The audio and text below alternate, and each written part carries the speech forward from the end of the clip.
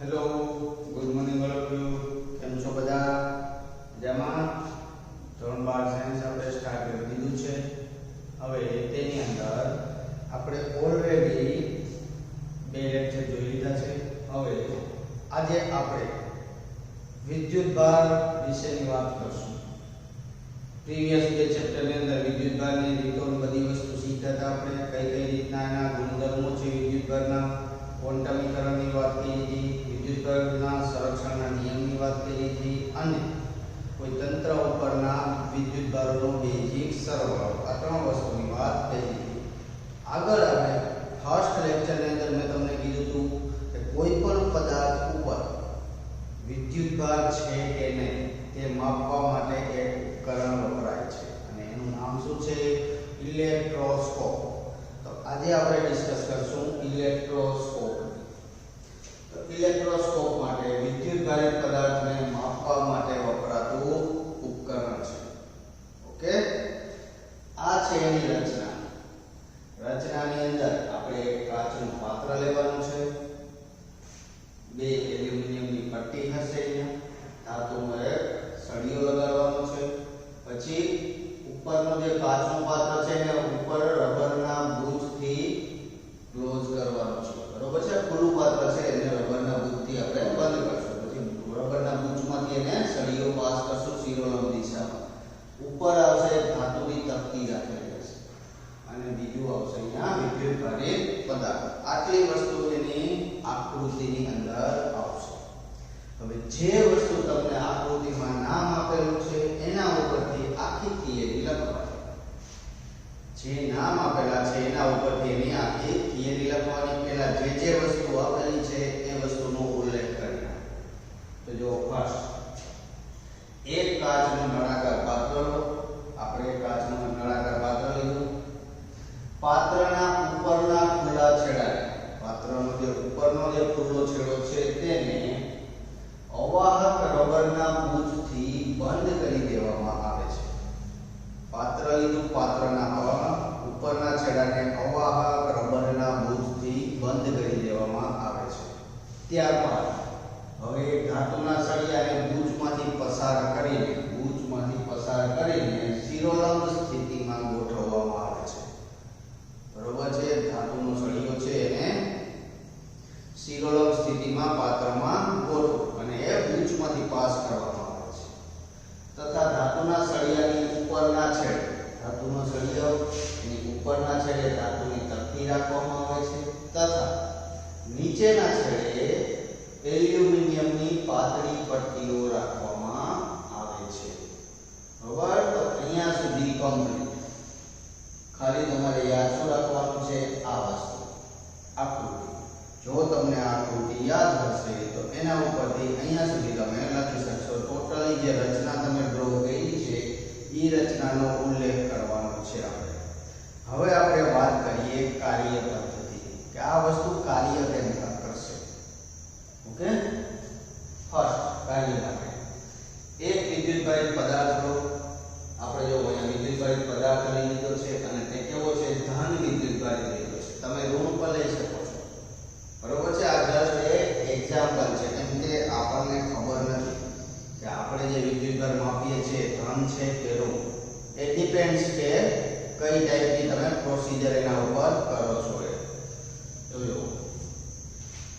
તથા તેને ધાતુની તકતીના સંપર્કમાં રાખતા. આપણે એક વિદ્યુતભારિત પદાર્થ લેવાનો છે અને એને ધાતુની તકતીના સંપર્કમાં રાખવાનો છે. આ રીતે તો તેમાં રહેલો વિદ્યુતભાર છે એ શું થશે? ધાતુની તકતી ઉપર ટ્રાન્સફર થઈ જશે. તો તેમાં રહેલો વિદ્યુતભાર તકતી મારફતે ધાતુના સળિયામાં પસાર થઈને પાતળી પટ્ટી સુધી પહોંચે છે. આપણે જોઈ શકીએ છીએ આ વિદ્યુતભારિત પદાર્થ છે. ધાતુની તકતીની નજીક લઈ આવતા ત્યાં ધન વિદ્યુતભાર ટ્રાન્સફર થશે અને એ આ તકતી મારફતે જે ધાતુનો સળિયો છે તેમાંથી પસાર થઈ અને આ જે એલ્યુમિનિયમની પાતળી પટ્ટીઓ રાખેલી છે ત્યાં સુધી ધન વિદ્યુતભાર પસાર થશે. ધન વિદ્યુતભાર શું થશે? પસાર થશે. ઓકે, હવે આકૃતિમાં બીજી એક વસ્તુ બીજી ધન વિદ્યુતભાર હોવાથી આકૃતિમાં શું છે આપણી પાસે ધન વિદ્યુતભાર, તો જો આ ધન વિદ્યુતભારના કારણે બંને પટ્ટીઓ છે, આપણને ખબર છે કે જો સમાન વિદ્યુતભાર હંમેશા જોડે આવે તો એની બેની વચ્ચે શું થશે, હંમેશા અપાકર્ષણ થશે. જ્યારે વિજાતીય વિદ્યુતભાર હોય, આપણી પાસે એક ધન અને એક ઋણ હોય, તો બંને વચ્ચે આકર્ષણ થશે. પણ અહીંયા બંને તકતીઓ ઉપર ધન વિદ્યુતભાર હોવાથી બંને પટ્ટીઓ એકબીજાથી દૂર જશે. એકબીજાથી શું થશે, અપાકર્ષણ અનુભવશે અને બંને એકબીજાથી દૂર થશે. એટલે જેવો ધન વિદ્યુતભાર આવશે એટલે આ પટ્ટીઓ આ બાજુ જશે, બરોબર છે, આ ડાયરેક્શનમાં આ બાજુ જશે અને પછી આપણે એની ઉપર રહેલો વિદ્યુતભાર માપી શકીએ છીએ. પછી આપણે એની ઉપર રહેલો વિદ્યુતભાર માપી શકીએ છીએ. હવે આપણે તો ધન વિદ્યુતભાર રાખ્યો, તમારે ઋણ વિદ્યુતભારનો એક્ઝામ્પલ લેવું હોય તો ઋણ વિદ્યુતભાર પણ રાખી શકો છો. તો એ તમારા ઉપર ડિપેન્ડ છે. હવે ધારો કે આપણે વિદ્યુતભારની દ્રષ્ટિએ તટસ્થ હોય, કેવો હોય, તટસ્થ હોય, તો આ જે વિદ્યુતભારની દ્રષ્ટિએ તટસ્થ હોય તેવો પદાર્થ આપણે રાખીએ. એનો મતલબ તટસ્થનો મતલબ જેટલા પ્રોટોન કેટલા જ ઇલેક્ટ્રોન, એનો મતલબ એ ઇક્વલ છે બંને મૂલ્ય. તો જો આ પદાર્થને તમે તકતીની નજીક લઈ આવો, તટસ્થ હોય તે પદાર્થને તકતીની નજીક લઈ આવો તો શું થશે, જે આ એલ્યુમિનિયમની પટ્ટી છે એ પોતાની મૂળ સ્થિતિમાં જ રહેશે, કેમ કે એમાં કોઈ પણ પ્રકારનો વિદ્યુતભાર નહીં પસાર થાય, કેમ કે તટસ્થ છે, જેટલા પ્રોટોન એટલા જ ઇલેક્ટ્રોન. એટલે જ્યારે પણ વિદ્યુતભાર માપવો હોય ત્યારે આપણે શું કરવું પડે, ક્યાં તો ધન વિદ્યુતભાર લ્યો, ક્યાં તો ઋણ વિદ્યુતભાર. જો તટસ્થ હશે તો તે પોતાની મૂળ સ્થિતિમાં જ રહેશે, તમને વિદ્યુતભારનું મૂલ્ય મળશે નહીં. ઓકે, તો આ છે આપણે ઇલેક્ટ્રોસ્કોપ વિદ્યુતભાર માટેનું ઉપકરણ. તો આ વસ્તુ આપણે યાદ રાખવાની છે, સિમ્પલ વસ્તુ છે. આકૃતિ યાદ રાખો, વર્ક કઈ રીતના કરે છે, આ બધી વસ્તુઓ તમને ઓલરેડી સમજાવી દીધું છે. ઓકે, શાંતિથી બેસો, આખી થિયરી મોઢે કરી લ્યો. ખાલી મોઢે કરવા માટે મેઈન વસ્તુ શું છે તમારે યાદ રાખવાની, આકૃતિ. આકૃતિ યાદ રહી ગઈ, થિયરી પૂરું. આટલી વસ્તુ યાદ રહી ગઈ તો વર્ક કેમ કરે છે તમને ખ્યાલ આવી ગયો, થિયરી આખી મોઢે થઈ જશે. એટલે શાંતિથી બેસી અને 1 થી 2 વખત આકૃતિ ડ્રો કરો, તમને ખ્યાલ હોવો જોઈએ કઈ રીતના વર્કિંગ થાય છે તે. ઓકે,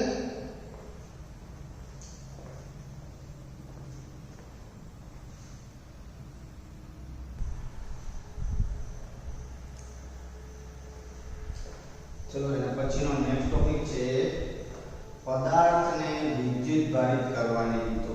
કોઈ પદાર્થ છે તેને વિદ્યુતભારિત આપણે કઈ રીતે કરી શકીએ છીએ એના વિશે આપણે ભણશું. હવે ટોટલ 3 મેથડ છે.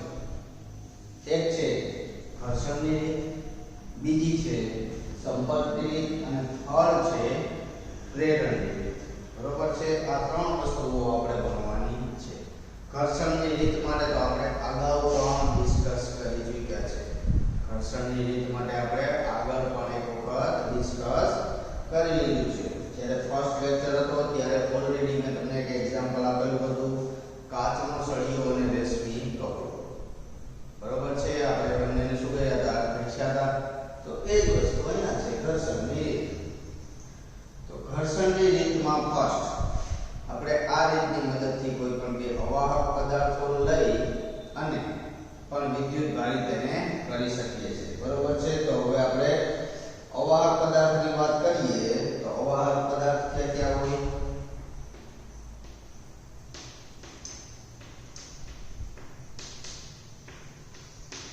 અવાહક પદાર્થની વાત કરશું તો આપણે ક્યાં થશે, કાચ, પછી બીજી વસ્તુ પ્લાસ્ટિક,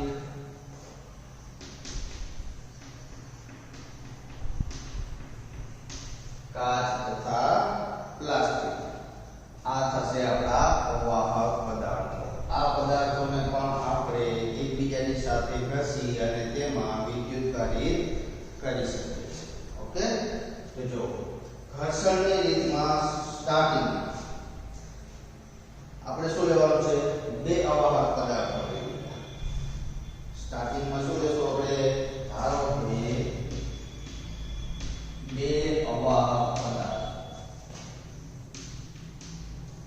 બે અવાહક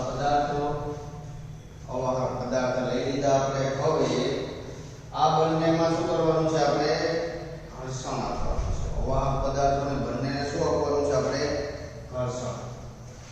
તેમાં આપણે શું આપવું? ઘર્ષણ આપતા। કોઈ પણ બે પદાર્થ હોય, તમે વિચાર કરો છો, તમે એ બંનેને ફૂલ ઘસો, આપણે એ પદાર્થને ઘસી અને ટચ કરીએ તો શું થશે? ગરમ થશે। આપણે જોયેલું છે લાઈવમાં, આપણે બધી વસ્તુ જોઈ છે કે એ પદાર્થને આપણે ઘસવાથી અમુક ટાઈમ પછી તમે એમાં ટચ કરો, ઘસવાનું છોડી દો અને પછી ટચ કરો એટલે શું થઈ જશે? બંને પદાર્થ ગરમ થશે। એની સપાટી જે હોય છે શું થશે? ગરમ થશે। એનો મતલબ શું થશે? ઉષ્મા ઊર્જા ઉત્પન્ન થાય છે। ઘસવાથી શું થશે? ઉષ્મા ઊર્જા ઉત્પન્ન થશે। ઘર્ષણ આપતા તેમાં ઉષ્મા ઊર્જા ઉત્પન્ન થશે। બરાબર? આ વસ્તુ ખાસ ધ્યાન રાખજો। ગરમ થાય છે એનો મતલબ ઉષ્મા ઉત્પન્ન થાય છે। તમને ખ્યાલ ના હોય તો તમે ટ્રાય કરી શકો છો। બે અવાહક પદાર્થો લ્યો, એને સામસામે ઘસો એટલે તમને ખ્યાલ છે કે શું થશે? ગરમ થશે। ઓકે?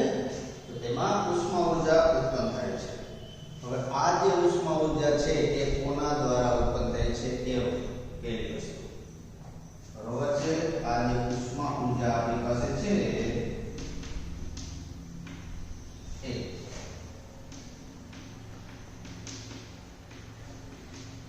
શું કામ ઉત્પન્ન થાય છે અથવા તો કોના દ્વારા ઉત્પન્ન થાય છે? બરોબર છે? શું કામ ઉત્પન્ન થાય છે અથવા તો કોના દ્વારા ઉત્પન્ન થાય છે? તો કોના દ્વારા થાય છે? આપણે શું કર્યું છે? બે પદાર્થને ઘસ્યા છે। ઘસ્યા છે એનો મતલબ એ બંનેને ગતિમાં આપ્યા છે। એ બંને પદાર્થને આપણે શું કરાવી છે? ગતિ જ કરાવી છે ને।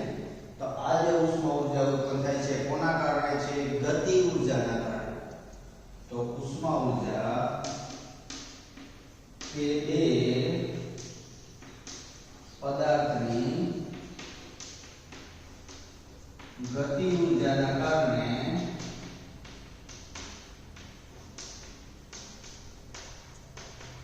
ઉત્પન્ન થાય છે। શું થાય છે? તે પદાર્થની ગતિ ઊર્જાના કારણે ઉત્પન્ન થાય છે। તમે પદાર્થમાં ગતિ ઊર્જા ગતિ કરાવશો પદાર્થને અને ઉષ્મા ઊર્જા ઉત્પન્ન થશે તો થશે શું? ન્યુક્લિયસની અંદર ઘણા બધા પ્રોટોન અને ઇલેક્ટ્રોન આવેલા હોય છે। તો પ્રોટોન તો આપણને ખબર છે ન્યુક્લિયસની અંદરની કક્ષામાં હોય છે, જ્યારે ઇલેક્ટ્રોન એની બહારની કક્ષામાં હોય છે। તો તમે જેવી એમાં ઉષ્મા ઊર્જા ઉત્પન્ન આપશો, ઉષ્મા ઊર્જા ઉત્પન્ન થશે તો તેવા જ ઇલેક્ટ્રોન મુક્ત થવાની કોશિશ કરશે। શું કરશે? મુક્ત થવાની કોશિશ કરશે અને જે ઇલેક્ટ્રોન બાહ્ય કક્ષામાં રહેલા છે મુક્ત થશે અને પછી શું થશે? ઘસશો એટલે ઇલેક્ટ્રોન એક પદાર્થમાંથી બીજા પદાર્થમાં શું થશે? ટ્રાન્સફર થશે। હવે એ કયા પદાર્થમાંથી કેમાં જશે એ ડિપેન્ડ્સ કે તમે કેવા પદાર્થ, અવાહક પદાર્થ લ્યો છો તેના ઉપર। ઓકે? એટલે આ વસ્તુ ખાસ ધ્યાન રાખજો। હવે આપણે પહેલા જ વાત કરી, ધારો કે મારી પાસે આ ટાઈપના બે પદાર્થ છે, આ એ પદાર્થ, આ બી પદાર્થ, એની અંદર અહીંયા ઘણા બધા ન્યુક્લિયસ રહેલા હોય, એની અંદર અહીંયા ઇલેક્ટ્રોન હશે। સેમ વાત કરી એમ ઉષ્મા ઊર્જા ઉત્પન્ન થશે, એના લીધે બાહ્ય તલ કક્ષામાં રહેલા ઇલેક્ટ્રોન છૂટા પડશે। જેવા ઇલેક્ટ્રોન છૂટા પડશે, ઘસશો એટલે અમુક ટાઈમ સુધી ઘસશો એટલે આ ઇલેક્ટ્રોન ક્યાં તો અહીંયાથી અહીંયા ટ્રાન્સફર થશે, ક્યાં તો આ પદાર્થમાંથી અહીંયા આવશે। બેમાંથી એક પોસિબિલિટી થશે। તો જો આ ઇલેક્ટ્રોન અહીંયા ટ્રાન્સફર થઈ જાય કે પછી આપણે એને છૂટા પાડી દઈએ બંનેને અને ઘસવાનું બંધ કરી દઈએ તો એનો મતલબ શું થશે? એક પદાર્થ ઇલેક્ટ્રોન ગુમાવે છે જ્યારે બીજો પદાર્થ ઇલેક્ટ્રોન મેળવશે। તો જે પદાર્થે ઇલેક્ટ્રોન ગુમાવ્યો છે તે ધન વિદ્યુતભારિત બનશે, જ્યારે બીજો પદાર્થ ઇલેક્ટ્રોન મેળવે છે તો મેળવેલો પદાર્થ ઋણ વિદ્યુતભારિત બનશે। તો આપણે ઘર્ષણની રીતથી આ પ્રકારે પદાર્થની અંદર ધન વિદ્યુતભાર અથવા તો ઋણ વિદ્યુતભાર ઉત્પન્ન કરી શકીએ છીએ। બરોબર છે? આ રીતે આપણે કરી શકીએ। આ વસ્તુ ખાસ ધ્યાન રાખજો।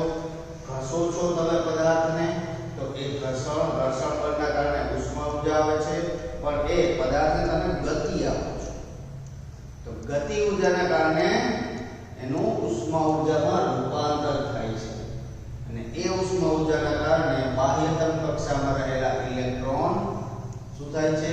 મુક્ત થાય છે અને તે એક પદાર્થમાંથી બીજા પદાર્થમાં ટ્રાન્સફર થાય છે. તો આ રીતે આપણે ઘર્ષણની રીતથી પદાર્થને વિદ્યુતભારિત કરી શકીએ છીએ.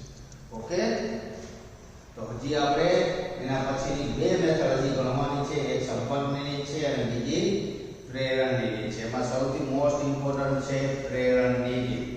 સૌથી વધારે પ્રેક્ટિકલી અને બધી જગ્યાએ યુઝ થાય છે.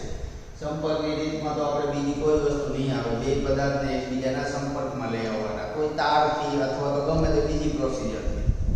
બરોબર છે? તારથી તમે એને બંનેને જોડી દેશો એટલે શું થશે? એક પદાર્થમાંથી બીજા પદાર્થમાં તાર મારફતે ઇલેક્ટ્રોન ટ્રાન્સફર થશે અને એ રીતે શું થઈ જશે? વિદ્યુતભારિત થઈ જશે પદાર્થ. ઓકે, તો હવે આપણે નેક્સ્ટમાં સંપર્કની રીત અને પ્રેરણની રીત ભણશું.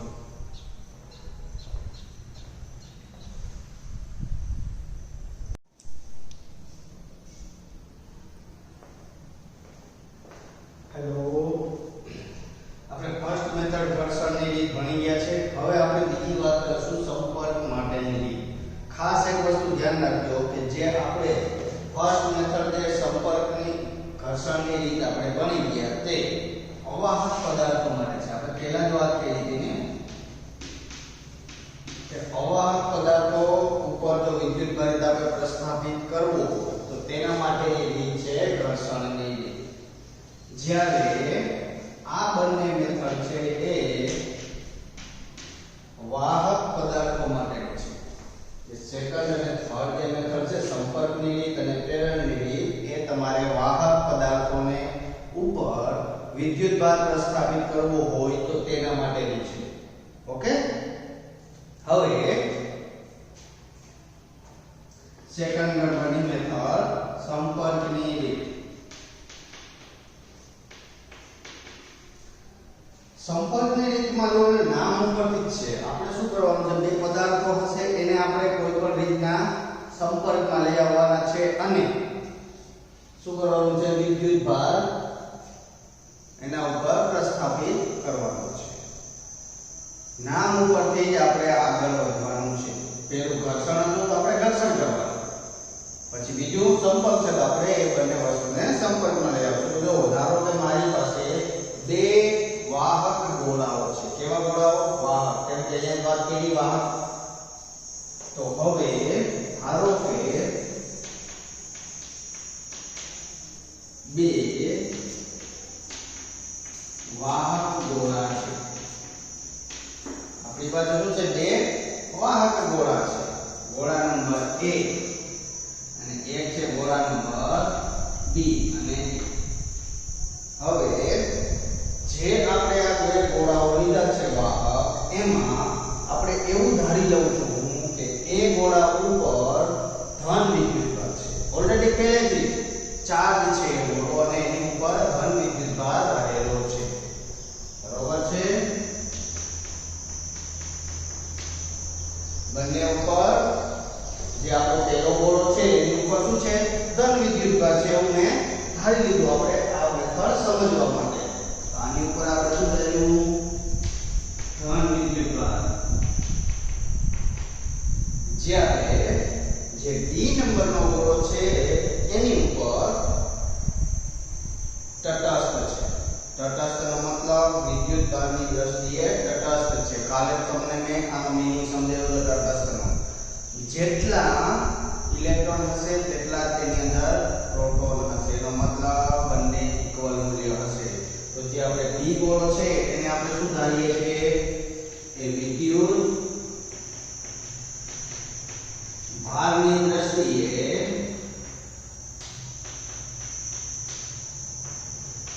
તટસ્થ છે. વિદ્યુત ભારની દ્રષ્ટિએ શું છે? તટસ્થ છે. આ આપણે ધારી લીધું. હવે આ બંને જે ગોળાઓ ઉપર જે વસ્તુ આપણે ધારવાની હતી એ બધી વસ્તુ કમ્પ્લીટ થઈ ગઈ. હવે આપણે શું કરવાનું છે?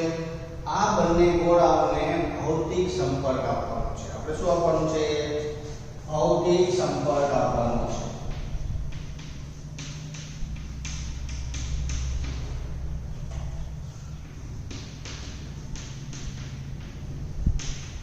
ભૌતિક સંપર્ક મીન્સ એને ફિઝિકલી તો તમે કનેક્ટ કરો છો એવું જ, ખાલી સંપર્કમાં લઈ આવવાના છે બંનેને. એના આપણી પાસે ભૌતિક સંપર્ક માટે બે મેથડ.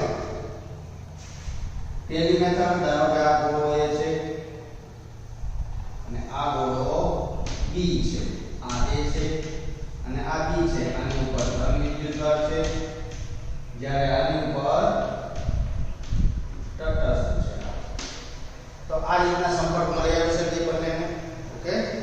હવે બીજી મેથડ, આ મારી પાસે A ગોળો છે, આ મારી પાસે B ગોળો છે. અહીંયા તો મારી પાસે તટસ્થ છે,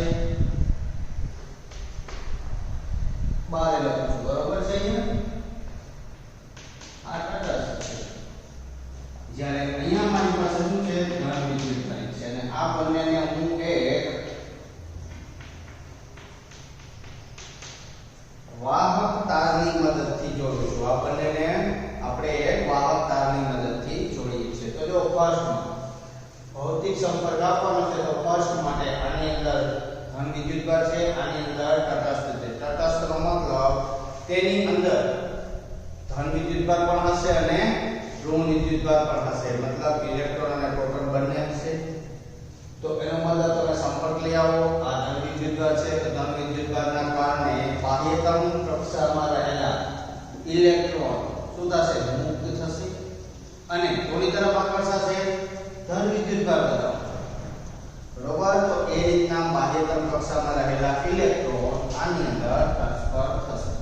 આમાંથી આમાં ટ્રાન્સફર થશે, બી ગોળામાંથી એ ગોળામાં. તો આ થઈ ગઈ આપણી ફર્સ્ટ મેથડ કે તમે એ રીતના ફિઝિકલી સંપર્કમાં લઈ આવો. એકમાં ધન વિદ્યુતભાર છે, બીજો તટસ્થ છે. તો જ્યાં સુધી બંને ગોળા પરનો વિદ્યુતભાર સમાન નહીં થાય ત્યાં સુધી એ ઇલેક્ટ્રોનની આપ-લે થશે. જ્યારે બંને ગોળાના પરિમાણ સમાન હોય તો એ વાત ખાસ યાદ રાખજો. બંને ગોળાના પરિમાણ સમાન હોવા જોઈએ. જો પરિમાણ અલગ અલગ હશે તો સમાન વિદ્યુતભાર નહીં થાય. બરોબર છે. તો બંને પરનો સમાન વિદ્યુતભાર થશે ત્યાં સુધી એ વસ્તુ સ્ટોપ નહીં થાય. એટલે ખાસ ધ્યાન રાખજો, પરિમાણ કેવા હોવા જોઈએ, સમાન.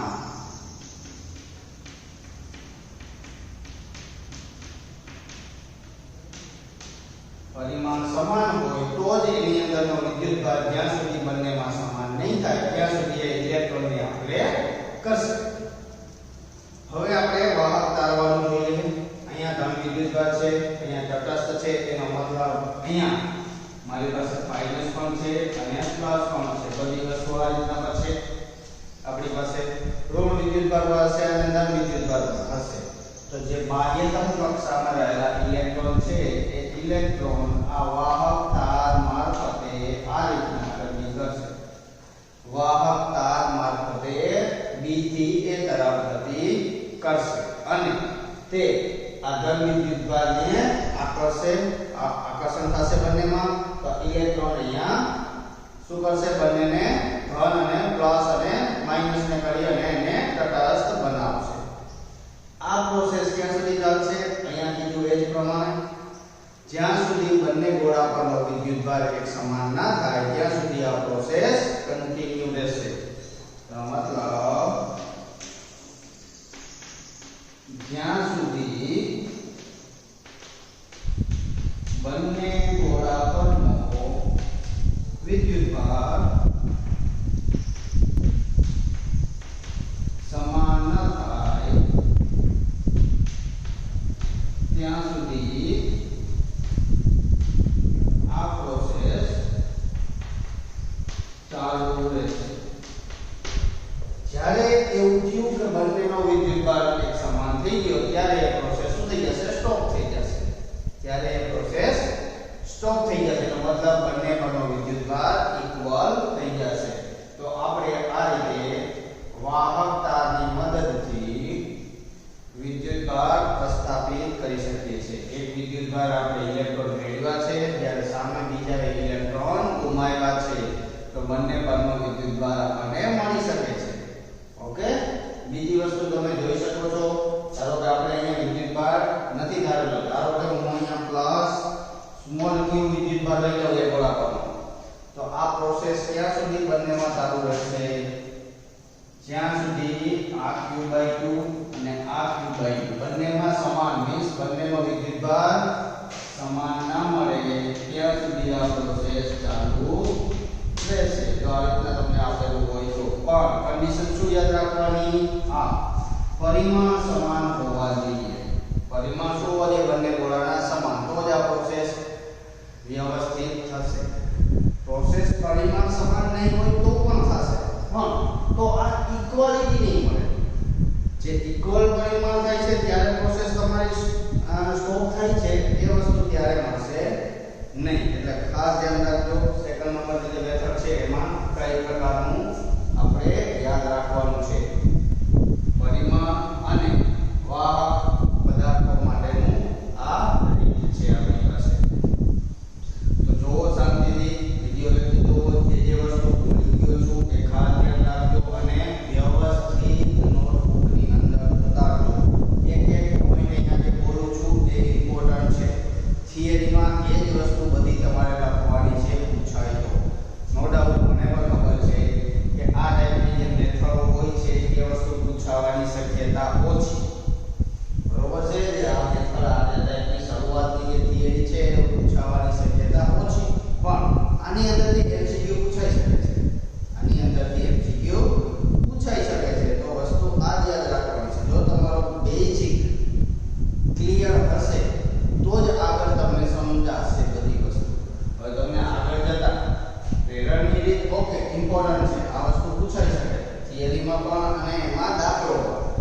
આપણે એનો ગણશું. આપણે નેક્સ્ટ વિડિયો જ્યારે આવશે ત્યારે એની અંદર આપણે મેથડ બાકી સમજશું અને એ વસ્તુને આપણે એઝ એ એક્ઝામ્પલ તરીકે પડેશું, કેમ કે એ વસ્તુ ઇમ્પોર્ટન્ટ છે અને એ વસ્તુ ફ્યુચરમાં પણ ગમે તે જગ્યાએ કામ લાગી શકે છે. જ્યારે આ બંને મેથડ છે એ તમારા નોલેજ માટે યાદ રાખવાની.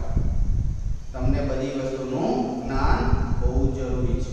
ઓકે, તો આપણે હવે પછી મળશું નેક્સ્ટ વિડિયો લેક્ચરમાં. પ્રેરણની રીત માટે એના દાખલાઓ જોશું અને પ્રેરણની રીત પૂરી થાય ત્યારે આપણું બેઝિક બધી વસ્તુઓ જે તમારી ટેક્સ્ટબુકમાં આપેલી છે એ ત્યાં આપણે ક્લોઝ કરશું.